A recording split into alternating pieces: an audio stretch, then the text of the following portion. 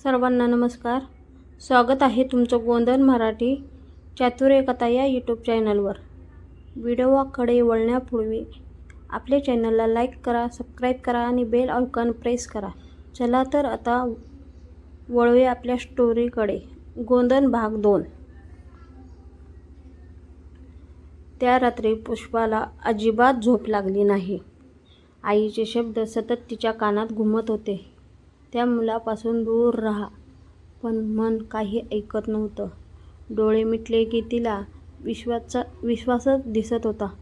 त्याचा शांत स्वभाव, लोकांच्या टोमण्यावर न बोलता दिलेले हसू आणि त्याच्या डोळ्यात दडलेले दुःख. पहाट झाली. कोंबड्यांच्या आरवण्याने गाव जागं झालं. पण पुष्पाच्या मनात मात्र एक वेगळीच वादळ सुरू होतं. ती पाणी भरण्यासाठी विहिरीवर गेली. नेहमीप्रमाणे गावातील बायका गप्पा मारत होत्या. आजकाल पुष्पा त्या विश्वाससोबत दिसते म्हणे. हो ग, गावभर चर्चा आहे. हे शब्द पुष्पाच्या कानावर पडले. तिचा चेहरा उतरला. ती काही न बोलता घागर भरून निघाली. दुसरीकडे विश्वास गावाच्या बाहेर असलेल्या जुन्या वाड्याच्या झाडाखाली बसला होता. हातात पुस्तक होतं, पण त्याचं मन वाचण्यात नव्हतं. त्याच्या मनातही पुष्पाच होती. तिने माझी बाजू घेतली, तो शब्द तो स्वतःशीच पुटपुटला. आजपर्यंत त्याला कोणी समजून घेतलं नव्हतं. लोकांनी फक्त त्याच्या चेहऱ्यावरचं गोंधन पाहिलं होतं, पण त्यामागचं मन कधीच पाहिलं नव्हतं. पण पुष्पा वेगळी होती. दिवस पुढे सरकत होते. एक दिवस गावात भजनाचा कार्यक्रम होता. संध्याकाळी सगळं गाव मंदिरात जमलं होतं. पुष्पा तिच्या आईसोबत आली होती. कार्यक्रम सुरू झाला. लोक टाळ्या वाजवत होते. तेवढ्यात तिची नजर मंदिराच्या एका कोपऱ्यात उभ्या असलेल्या विश्वासावर गेली. त्यानेही तिला पाहिलं. क्षणभर दोघांचे डोळे भिडले. दोघेही नकळत हसले. पण हे दृश्य काही लोकांच्या नजरेतून सुटलं नाही. गावातील गणपत काका लगेच कुजबूज करायला लागले. काहीतरी सुरू आहे बहुतेक.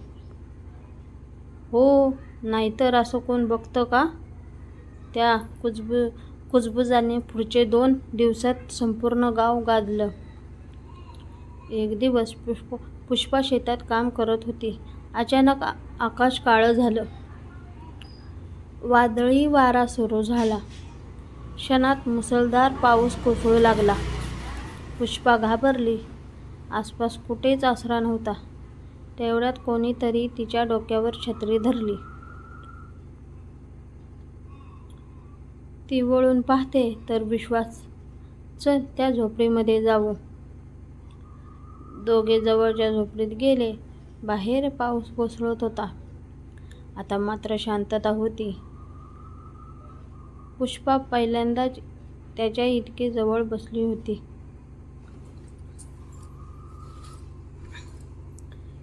विश्वास, तुला कधी वाईट वाटत नाही का?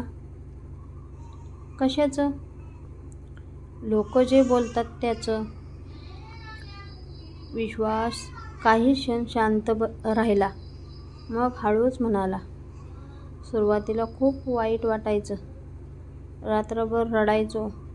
पण नंतर समजलं, लोक आपल्या जखमा पाहत नाहीत, फक्त खुणा पाहतात.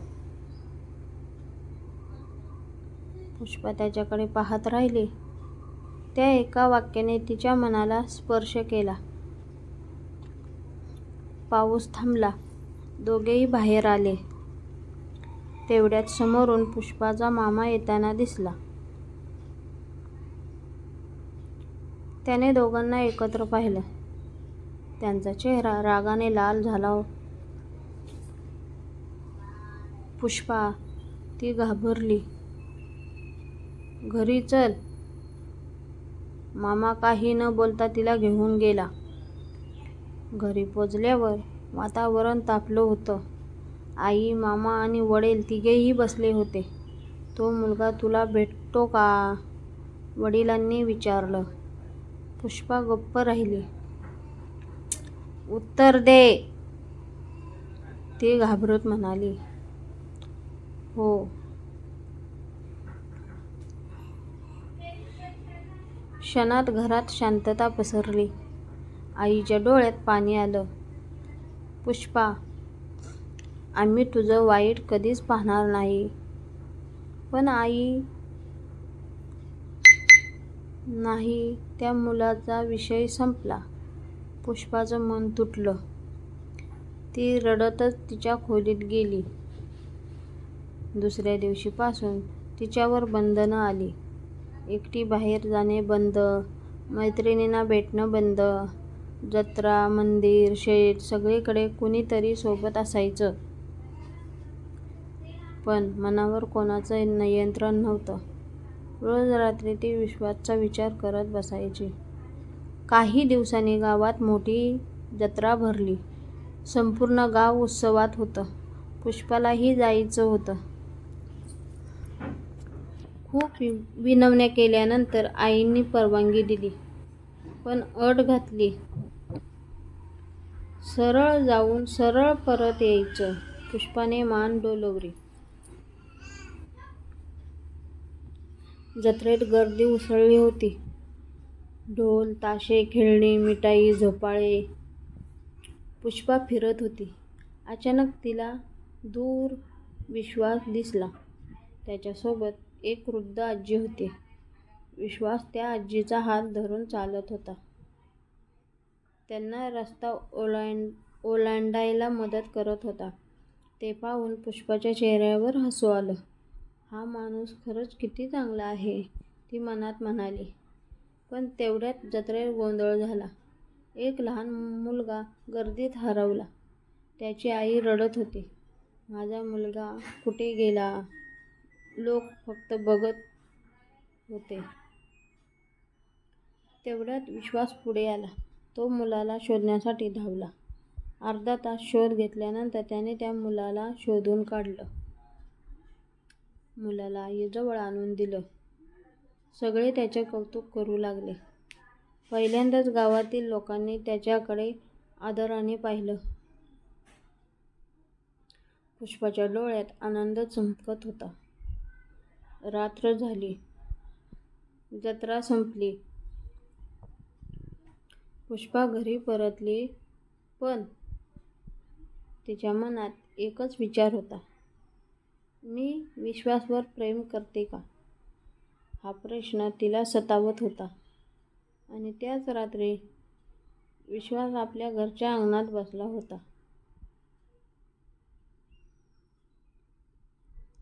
आकाशात चंद्र चमकत होता. त्याने खिशातून एक छोटंसं फूल काढलं. ते फूल त्याने जत्रेतून घेतलं होतं पुष्पासाठी. पण ते तिला देण्याचं धाडस त्याला झालं नव्हतं. त्याने त्या फुलाकडे पाहिलं आणि हसला. कधीतरी नक्की देईल. पण त्याला माहीत नव्हतं की पुढच्या काही दिवसात त्याच्या आयुष्यात एक असं वादळ येणार होतं जे त्यांना कायमचं दूर करू शकत होतं.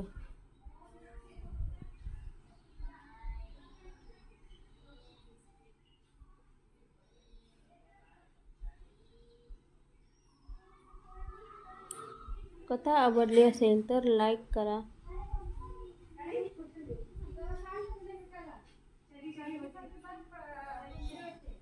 तुमचे मत कमेंटमध्ये नक्की कळवा. ही कथा तुमच्या मित्रमैत्रिणीला शेअर करा. आमच्या चॅनलवर नवीन असाल तर चॅनलला सबस्क्राईब करा आणि बेल आयकॉन प्रेस करा.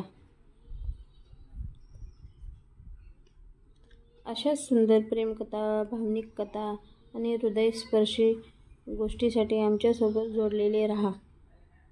धन्यवाद.